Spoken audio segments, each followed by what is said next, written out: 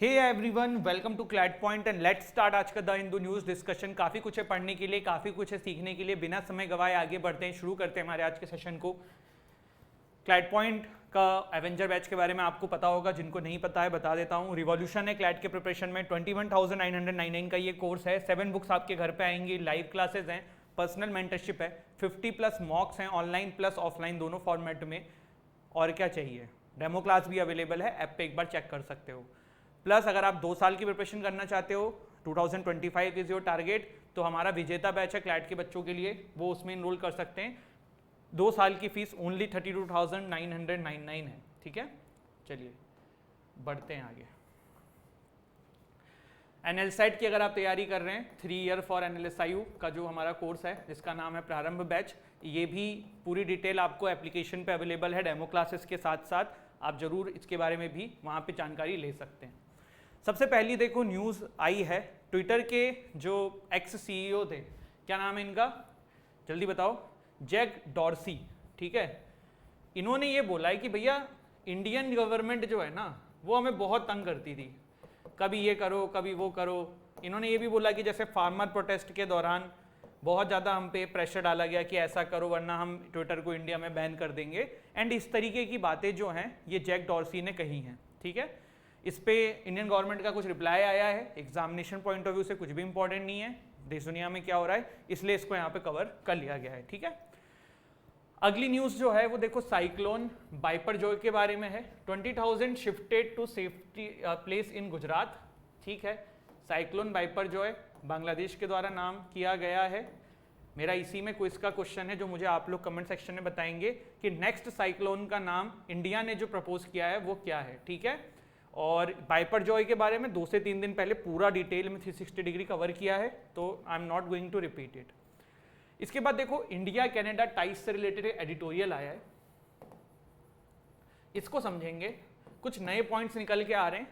और अब आप ये समझो कि एडिटोरियल्स के जो कुछ इंपॉर्टेंट एडिटोरियल्स होते हैं वो आपके लिए किस तरीके से काम में आते हैं। इंडिया कनाडा का रिलेशन कैसा चल रहा है ये आपको समझ में आएगा, तो अगर इस पर रिलेटेड कोई क्वेश्चन आता है, पैराग्राफ आता है, तो आप इजीली टैकल कर लोगे। प्लस इंडिया कनाडा के बारे में कल को कोई न्यूज़ बन के निकलती है तो भी आप समझ जाओगे। जैसे अभी एक न्यूज़ थी कि वहाँ पे जो है रैली निकाली गई थी ऑपरेशन ब्लू स्टार के संदर्भ में, तो उसी के ऊपर ये एडिटोरियल है। थोड़ा कंटेक्स्ट समझते हैं क्या है पूरा मामला। ठीक है, तो देखो अभी कुछ दिन पहले जो है ना कनाडा के अंदर एक खालिस्तानी परेड हुई थी, मतलब खालिस्तान सपोर्टर्स जो हैं कनाडा के अंदर वो एक परेड कर रहे थे। जगह का नाम है जहाँ पे ये हुई थी वो थी ब्रैम्पटन है शायद, है ना, प्रोनाउंसिएशन देख लेना, स्पेलिंग यही है, ब्रैम्पटन कनाडा। तो वहाँ पे एक रैली निकाली गई थी, झांकी निकाली गई थी, और उस झांकी के अंदर एक चीज़ बहुत ही ज़्यादा आश्चर्यचकित करने वाली थी कि इंदिरा गांधी जी की डेथ को भी मॉक किया गया था, उसकी भी मॉकरी करी गई थी। एक लेडी थी, वो वाइट साड़ी में वहाँ पे चल रही थी और 2 साइड में सोल्जर्स उसके ऊपर गन प्रैक्टिस कर रहे थे, इस तरीके की चीज़ें। तो राइटर इसको भी क्रिटिसाइज कर रहे हैं कि किस तरीके की चीज़ें वहाँ पे करी जा रही है। ठीक है, इसके बाद देखो अभी इंडिया कनाडा का रिलेशन कैसा है, तो इंडिया कनाडा का रिलेशन अभी बहुत अच्छा नहीं है। क्यों नहीं है, क्योंकि देखो जो कनाडा है ना, ये खालिस्तानी सपोर्टर्स का घर बन चुका है, सेपरेटिस्ट एक्सट्रीमिस्ट का घर बन चुका है। अभी हमारे जयशंकर साहब ने कनाडा को खड़े हाथ लिया है, अड़े हाथ लिया है, और काफ़ी कुछ कमेंट किया है, उसी की वजह से ये एडिटोरियल पूरा आया हुआ है। देखो आप में से बहुत सारे लोग ना इस चीज़ को नहीं समझ पाते होंगे कि कनाडा जो है वो क्यों सपोर्ट कर रहा है इस तरीके की चीज़ें, या जो प्रेजेंट गवर्नमेंट है, तो जस्टिस ट्रूडो साहब हैं, ये क्यों सपोर्ट करते हैं इस तरीके की चीज़ों को। तो इसके पीछे देखो एक रीज़न है, इनका नाम है जगमीत सिंह। क्या नाम है, जगमीत सिंह। ठीक है, देखो ट्रूडो जो है ना, इनकी political party, Canadian political situation समझो, जो जस्टिन ट्रूडो साहब हैं, इनकी सरकार जो है ना वो पूरी की पूरी डिपेंडेंट है इन जगमीत सिंह के ऊपर। जगमीत सिंह कौन है, ये देखिए, ये है जगमीत सिंह, ये न्यू डेमोक्रेटिक पार्टी जो है कनाडा की, उसके लीडर हैं। इन्होंने उनको सपोर्ट किया हुआ है, इसीलिए उनकी गवर्नमेंट बनी हुई है। और ये ना खालिस्तानी सपोर्टर हैं, और इसी वजह से वहाँ की गवर्नमेंट जो है वो जस्टिन ट्रूडो जो हैं ये कहीं ना कहीं इन तरीके की चीज़ों को सपोर्ट करते हैं और ज़्यादा कुछ इनके अगेंस्ट में एक्शन नहीं लेते हैं। तो ये एडिटोरियल था, चाहो तो इंग्लिश रीडिंग के हिसाब से पढ़ने के लिए पढ़ना चाहो पढ़ लेना, बट ऐसा कुछ नहीं है कि बहुत काम की चीज़ आपके एग्जाम के पर्सपेक्टिव से निकलेगी। थोड़ा मैंने आपको समझाया है कि हो क्या रहा है कनाडा के अंदर, ठीक है। चलिए आगे बढ़ते हैं। देखो अगला आर्टिकल जो है ना वो एक अच्छा आर्टिकल है, एग्जाम में भी आ सकता है, आपको पता भी होना चाहिए। तो न्यूज़ क्या है पहले वो समझने की कोशिश करते हैं, ठीक। Novak Djokovic won the men's record 23rd grand slam title with a victory over Casper Ruud in French Open final, ठीक है। डिजोकोविक ने जो टाई थी इतने समय से उनकी विद राफेल नडाल के साथ, उसको जो है वो यहाँ पे खत्म करते हुए टॉप पे पहुंच गए हैं, ठीक है। देखो एडिटोरियल क्या कह रहा है मैं आपको समझा देता हूँ। एडिटोरियल कह रहा है कि नडाल हो गए या फेडरर हो गए, इनकी ना पॉपुलैरिटी डिजोकोविक से बहुत ज़्यादा है, जबकि डिजोकोविक इज ऑल्सो वेरी मतलब बड़े प्लेयर, लेकिन पॉपुलैरिटी वाइज इतने नहीं हो पाए हैं। तो वो यहाँ पे लिखा, फिर उन्होंने इसके बाद यहाँ पे कंटेक्स्ट दिया। बट इससे अपन यहाँ पे जो काम की चीज़ लेते हैं ना, वो फ्रेंच ओपन क्या होता है, विनर कौन है, जो एग्जाम में हमारे बन सकता है, वो हम देखने की कोशिश करते हैं। चलो जल्दी से बताओ, नोवाक डिजोकोविक जो है ना वो कहाँ के खिलाड़ी हैं? तो ये सर्बियन खिलाड़ी हैं, ठीक है। दूसरा एक और नाम बहुत प्रोमिनेंट रहता है नडाल का और फेडरर का, ठीक है। मैं आपको दोनों ही बता देता हूँ, पर आप थोड़ा सा अपने एंड से भी कभी कभी कोशिश किया करो। एक इसमें से स्पेनिश खिलाड़ी हैं और एक इसमें से ये यहाँ के हुए, वो यहाँ के हुए, एक स्विस खिलाड़ी हैं, ठीक है। अब ये कौन है ये मुझे बताओ। नडाल, ये आपको मुझे बताना है कमेंट सेक्शन में। नडाल एंड फेडरर में से एक स्विस खिलाड़ी हैं और एक जो हैं वो आपके स्पेनिश खिलाड़ी हैं। एक कमेंट सेक्शन में बताओ कौन कौन सा है। देखो एग्जाम में क्वेश्चन कुछ भी बन सकता है कि नोवाक डिजोकोविक जीत रहे हैं तो भैया ये कौन से देश के खिलाड़ी हैं, ठीक है, या इन्होंने जीता या इनको हराया तो ये कौन से देश के खिलाड़ी हैं, ठीक है। अभी इन्होंने किसको हराया है? कैस्पर रुड को। तो कैस्पर रुड कहाँ के खिलाड़ी हैं ये भी देख लेते हैं। फ्रेंच ओपन में फाइनल में इन्होंने हरा दिया है, ये नडाल से जीत गए हैं। मेन टेनिस में बहुत हाईएस्ट पहुंच चुके हैं, ठीक है। He become also the first man to win all 4 major at least 3 times by winning his 23rd grand slam title. French Open में इन्होंने नॉर्वेजियन खिलाड़ी को हराया जिसका नाम है कैस्पर रड। देखो मेरे को टेनिस में इतना इंटरेस्ट नहीं है, लेकिन कुछ जो प्रोमिनेंट खिलाड़ी होते हैं उनका नाम पता होना चाहिए, कहाँ से हैं ये पता होना चाहिए। जैसे सेरेना विलियम्स हैं, यूएस से हैं, ऐसे क्वेश्चंस आते हैं एग्जाम में। अब कैस्पर रड को हराया है, कहाँ के हैं? तो नॉर्वेजियन खिलाड़ी हैं, ठीक है, नॉर्वे के ये प्लेयर हैं। तो ये चीज़ें आपको पता होनी चाहिए। इन्होंने सेरेना विलियम्स का रिकॉर्ड जो है most slam count by any player in the open era, उसको मैच कर लिया है और उसी कैटेगरी में भी पहुंच चुके हैं। देखो फ्रेंच ओपन को रोलैंड गैरोस टूर्नामेंट भी बोला जाता है, ठीक है। फ्रेंच ओपन को रोलैंड गैरोस टूर्नामेंट भी बोला जाता है या फिर फ्रेंच ओपन बोला जाता है। तो अगर एग्जाम में आ जाए कि रोलैंड गैरोस टूर्नामेंट इस बार का किसने जीता, कंफ्यूज नहीं हो जाना, फ्रेंच ओपन को ही कहा जाता है। प्राइज मनी क्या है ना, ये एग्जाम में मैंने आज तक नहीं कहीं देखा है तो मैं नहीं बताऊंगा। इसके बाद और भी विनर्स रहे हैं इस पूरे फ्रेंच ओपन के, समझ लेते हैं। मैन सिंगल में नोवाक डिजोकोविक हैं, रनर अप रहे कैस्पर रड। वुमेन सिंगल की विनर हैं ईगा स्विएटेक, फिर कारोलिना मुचोवो।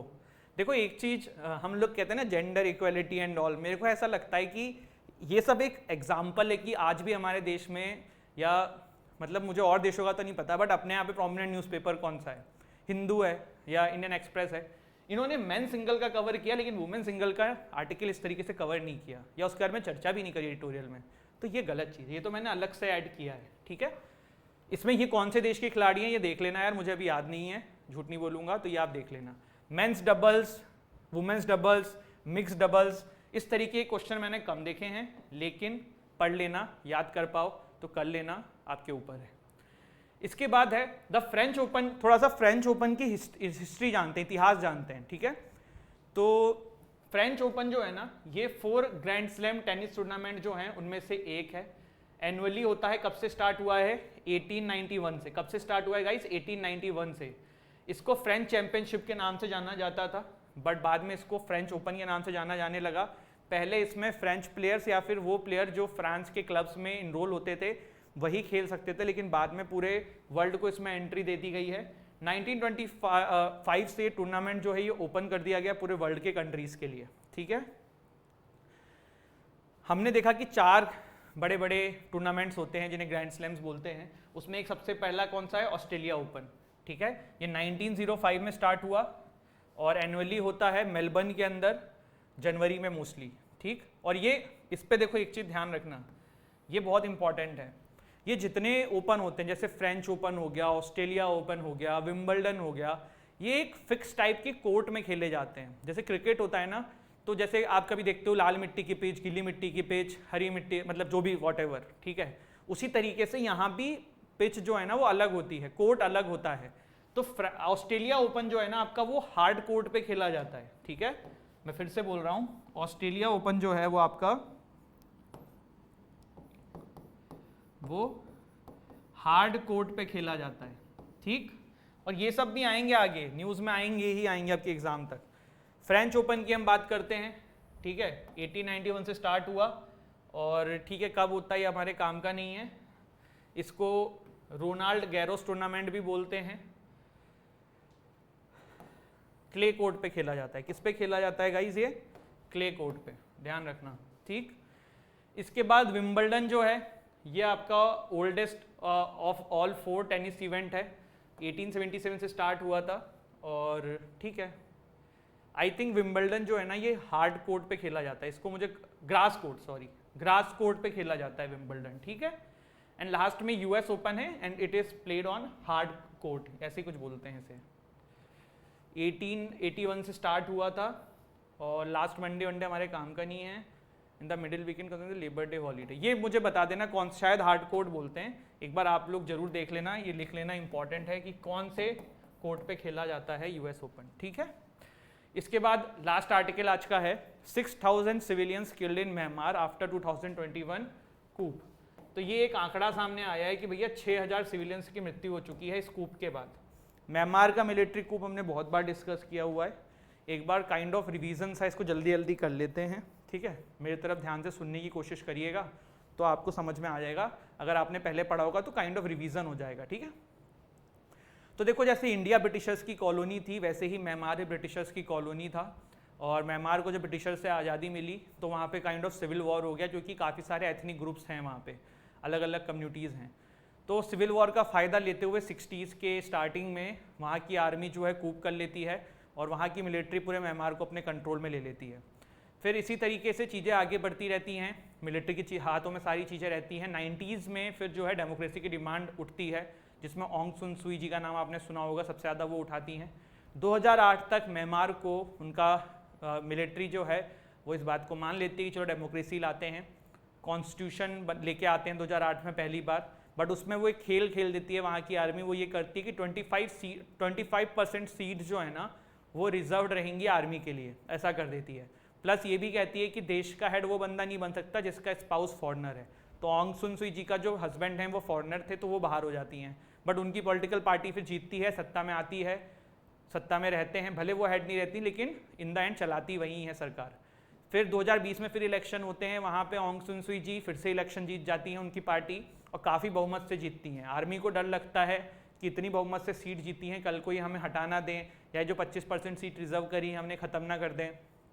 तो वो कहते हैं कि रिगिंग इन द इलेक्शन हुआ है और कूप हो जाता है, और उसके बाद की सारी कहानी आपको पता है। आप में से बहुत सारे लोग ये सोचते होंगे कि सर इंडिया का क्या स्टैंड है इसके ऊपर। तो देखो Myanmar is very important for us, हमारे नॉर्थ ईस्टर्न एरियाज़ में जिस बगल में है, तो म्यांमार की आर्मी बॉर्डर पे हमें बहुत सपोर्ट करती है। तो इसीलिए इंडिया सॉफ्ट रहता है, वो ये कहता है डेमोक्रेसी लाइए, लेकिन वो आर्मी से डायरेक्टली पंगे नहीं लेता है, क्योंकि army is helpful for us. हमें नॉर्थ ईस्टर्न एरियाज़ में इंसर्जेंसीज को कंट्रोल करने के लिए उनकी आर्मी की नीड पड़ती है। तो ये था आज का session. I hope you have like this video. Don't forget to like share subscribe the channel. जय हिंद, जय भारत।